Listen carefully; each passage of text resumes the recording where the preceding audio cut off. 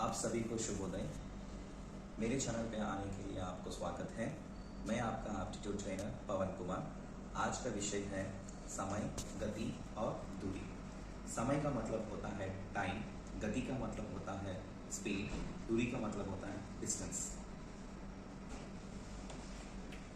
इस पाठ का उद्देश्य गति, दूरी और समय की गणना के लिए सही सूत्रों का उपयोग कैसे करें, ये इस वीडियो से आप सीख सकते हैं। समय, स्पीड और दूरी। आप इस चित्र में देख सकते हैं कि लड़की व्यायाम करते समय भाग रही है और जितना समय भागने के लिए लगा है उन्हीं दो चीज़ों से, समय और गति के दो चीज़ों से आप दूरी का नाप सकते हैं। दूरी कैसे नापें? समय और गति के अनुसार। ये तीन चीज़ों के लिए दूरी, समय और गति एक त्रिकोण में लिए है डिस्टेंस यानी दूरी। दूरी कैसे नापें? Distance is equals to time into speed, यानी स्पीड इंटू टाइम और टाइम इंटू स्पीड आप लिख सकते हैं। अगर आपको गति का नापना है तो गति को आप क्लोज कर दीजिए। आप देखिए डिस्टेंस बाय टाइम यानी डिस्टेंस दूरी बाय समय। अगर आपको समय को नापना है तो समय को क्लोज कीजिए और देखिए यहाँ पे डिस्टेंस बाय गति यानी दूरी बाय गति। ओके, ये त्रिकोण आप याद रखिए। जब भी आपको फॉर्मूला की ज़रूरत है आप ये ट्रायंगल याद कीजिए, ऑटोमेटिकली आपको जिसमें भी नापना है आप वो फॉर्मूला में कन्वर्ट कर सकते हैं, आप प्रॉब्लम सॉल्व कर सकते हैं। Next, units of time, speed and distance यानी समय को कैसे नापें। हम समय को सेकेंड्स में, मिनट्स में और हावर्स में नापते हैं। उसी तरह गति को मीटर्स पर सेकेंड्स में और किलोमीटर्स पर हावर्स में और माइल्स पर हावर्स में नापते हैं। और दूरी यानी डिस्टेंस को कैसे नापते हैं, यानी मीटर्स पे, किलोमीटर्स पे और माइल्स पे नापते हैं। आगे देखते हैं कि कैसे कन्वर्ट किए जाए, कैसे किलोमीटर्स पर हावर्स को मीटर्स पर सेकेंड्स में कैसे बदले। ओके, सो आपको याद होता होगा कि 5/18 एंड 18/5 ये दो फ्रैक्शंस को मल्टीप्लाई करना है। जब भी आपको मीटर्स पर सेकेंड्स में, मीटर पर सेकेंड से लेकर किलोमीटर्स पर हावर्स में कन्वर्ट करने के लिए और किलोमीटर्स पर हावर को और मीटर्स पर सेकेंड्स में कन्वर्ट करने के लिए आप एक छोटा सा फ्रैक्शन का ज़रूरत होता है 5 और 18 के साथ। ओके, लेट्स देखते हैं कि 5/18 या 18/5 का मल्टीप्लाई करें। इन दो फ्रैक्शंस में 5/18 में और 18/5 में आप कंपेयर कर सकते हैं कि इन दो फ्रैक्शंस में कौन सा बड़ा है। जो बड़ा है वो आप किलोमीटर पर हावर को इस्तेमाल कीजिए, जो छोटा है वो मीटर्स पर सेकंड में इस्तेमाल कीजिए। सो आप देख सकते हैं कि न्यूमरेटर यानी 18 यहाँ पे बड़ा है when compare to the denominator, यानी डिनोमिनेटर छोटा है, यहाँ पे न्यूमरेटर बड़ा है। जब भी न्यूमरेटर और डिनोमिनेटर से बड़ा रहने के कारण वो फ्रैक्शन ज़्यादा होता है। और यहाँ पे 5/18 में न्यूमरेटर कम रहने के कारण डिनोमिनेटर से ये फ्रैक्शन जो भी है वो कम होता है, 1 से कम होता है। सो हमेशा याद रखिए किलोमीटर पर हावर में कन्वर्ट करने के लिए आपको 18/5 को ज़रूरत होता है और मीटर्स पर सेकेंड में कन्वर्ट करने के लिए यानी बदलने के लिए आपको 5/18 का आवश्यकता होता है। नेक्स्ट देखते हैं question. A train is moving at the speed of 90 kilometres पर हावर, यानी ट्रेन का गति है 90 किलोमीटर्स पर हावर और ये पूछ रहा है कि आपको मीटर्स पर सेकेंड में कैसे कन्वर्ट करें। सो सिंपली आपका गाड़ी का जो भी स्पीड है 90, आप 90 लिखिए और आपको कन्वर्ट करना है मीटर्स पर सेकेंड।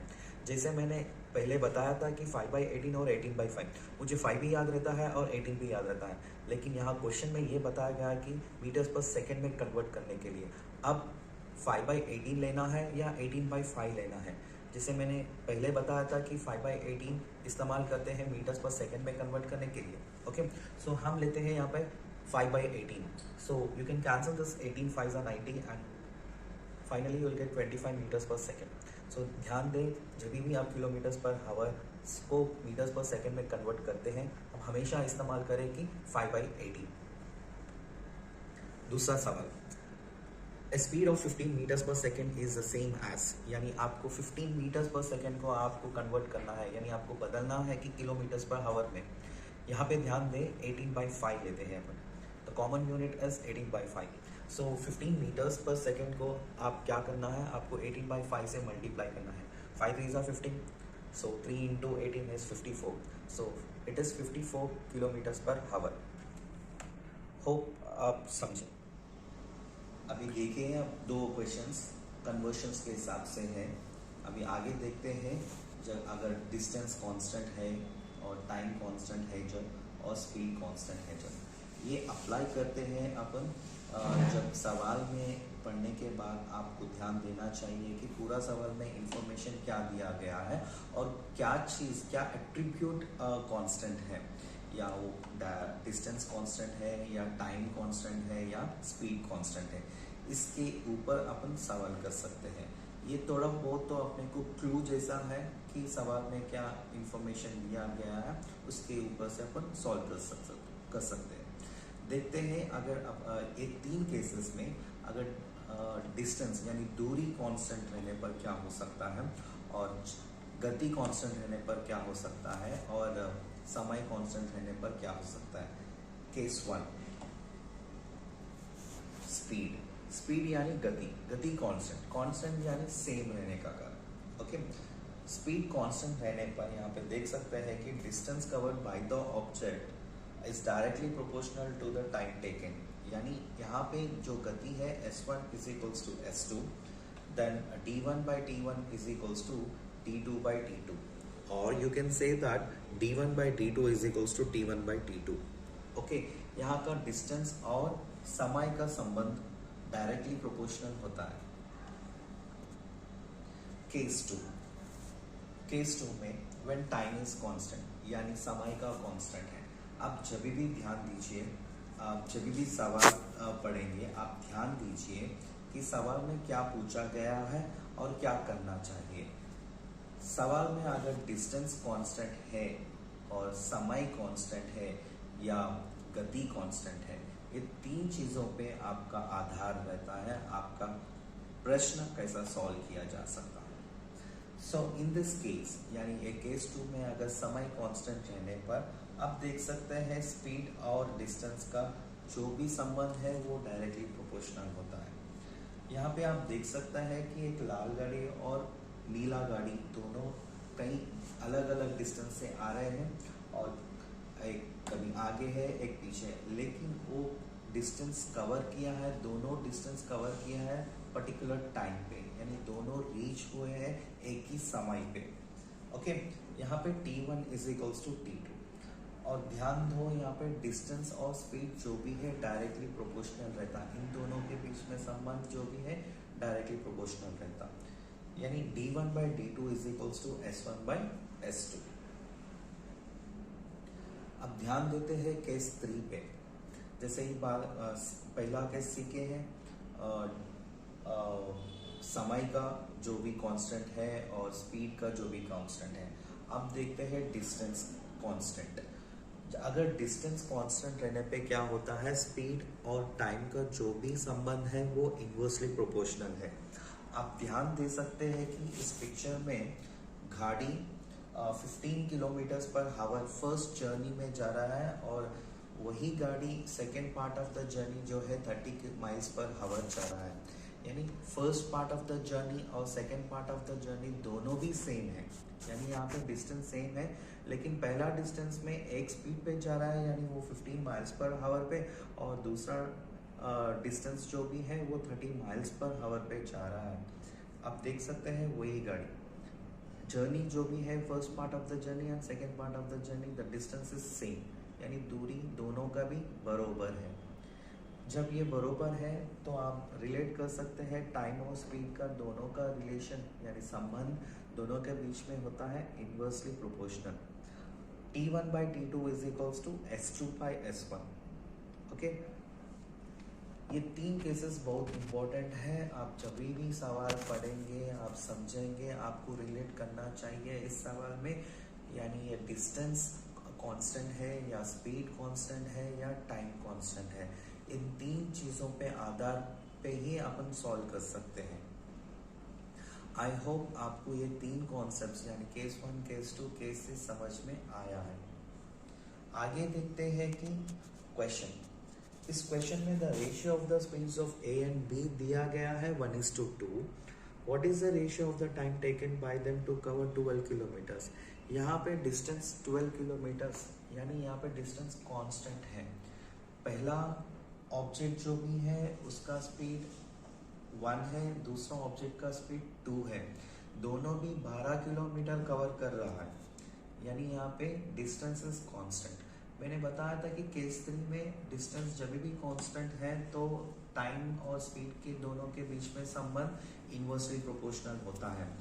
यानी यहाँ पे अगर स्पीड्स 1:2 में दिया तो ऑब्वियसली टाइम का जो रेशियो होता है 2:1. सो आपको कुछ ज़्यादा मेहनत नहीं करना पड़ता है. अगर आपको ये कॉन्सेप्ट समझ में आ गया होता तो ऐसे वाले सवाल आप कहीं भी कभी भी इजीली सॉल्व कर सकते हैं. सो 1:2 समय 1:2 में है तो स्पीड 2:1 में होता. Just refer case 3.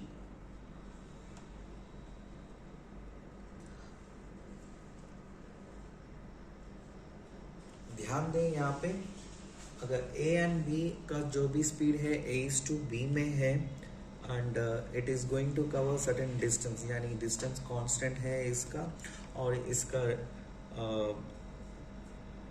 टाइम का जो भी है time will be in the form of B:A.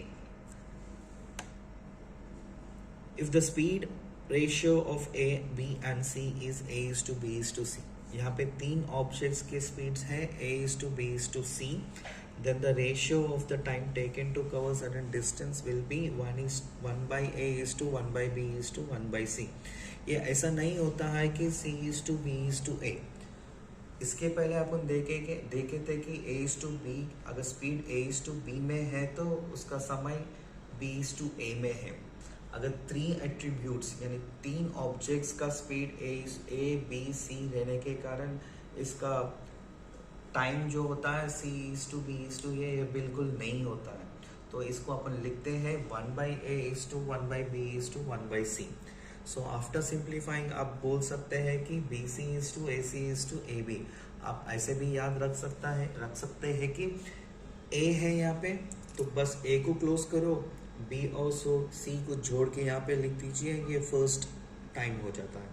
और B को क्लोज कर दीजिए, A और C रहता है और AC लिख दीजिए आप. और C को क्लोज करो, A भी रह जाएगा और A भी लिख दीजिए. सो जब भी आपका ये रेशियो है उसके हिसाब से आप कन्वर्ट कर सकते हैं. और एक इम्पॉर्टेंट चीज़ है, आप जब भी स्पीड इंक्रीज होता है तो इसका समय जो भी डिस्टेंस कवर करने के लिए उस समय जो होता है वो डिक्रीज होता है. If speed increases time decreases.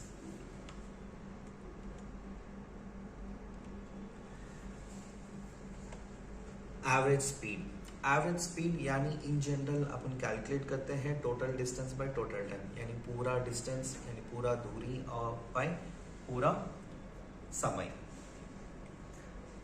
इसमें भी 2 केसेस हैं. केस 1 केस 2 के बारे में डिस्कस करते हैं. यहाँ पे देख सकते हैं कि केस 1 में गाड़ी जो first part of a journey जो है वो A माइल्स पर हावर पे गया है और दूसरा पार्ट ऑफ द जर्नी जो भी है B माइल्स पर हावर पे गया है. यहाँ पे फर्स्ट केस में आप ध्यान दे सकते हैं कि जर्नी 1 एंड जर्नी 2 दोनों का डिस्टेंस सेम है, और लेकिन इसका जो समय जो है वो अलग है. First part of the journey वो डिस्टेंस कवर करने के लिए कुछ समय लगा है और दूसरा part of the journey travel करने के लिए उसका समय अलग रहता है, लेकिन डिस्टेंस इज सेम. अगर डिस्टेंस सेम है और समय अलग अलग है तो आपको इस्तेमाल करना चाहिए कि 2AB/A+B, और you can say that 2XY/X+Y. आपको केस 1 समझ में आया है. अब देखते हैं अपन केस 2 के. इस केस 2 में आप देख सकते हैं जर्नी 1 एंड जर्नी 2. जर्नी 1 का जो डिस्टेंस है वो डिफरेंट है और जर्नी 2 का जो डिस्टेंस है वो डिफरेंट है, और आप देख सकते हैं उसका स्पीड्स भी अलग अलग है. पहला जर्नी में x माइल्स पर हावर पे जा रहा है और सेकेंड जर्नी में वो y माइल्स पर हावर पे जा रहा है. ध्यान दीजिए कि यहाँ पे डिस्टेंस डिफरेंट है और टाइम जो है सेम है, लेकिन इसका एवरेज स्पीड कैलकुलेट कैसे करते हैं, यानी x + y/2. आप इस्तेमाल करें x plus y by two. You can go with the direct average, that is you need to add the sum of the speeds and divide by 2. Okay, so x miles per hour, y miles per hour by 2.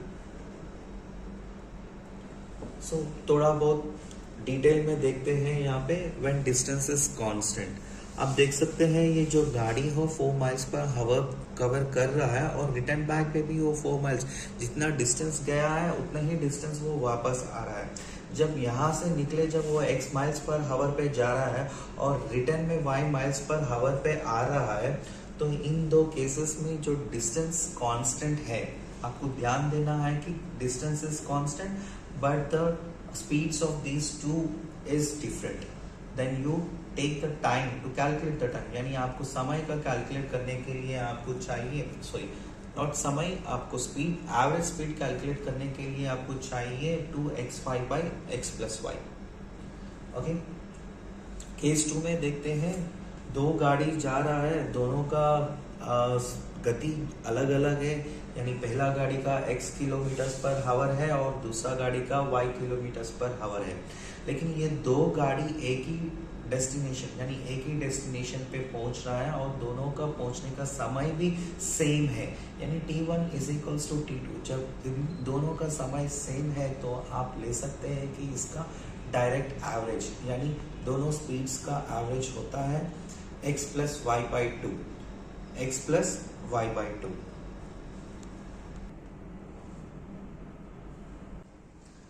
I hope आपको ये video समझ में आया होगा और आपका समय के लिए आपको धन्यवाद, समय देने के लिए आपको धन्यवाद. Thank you very much.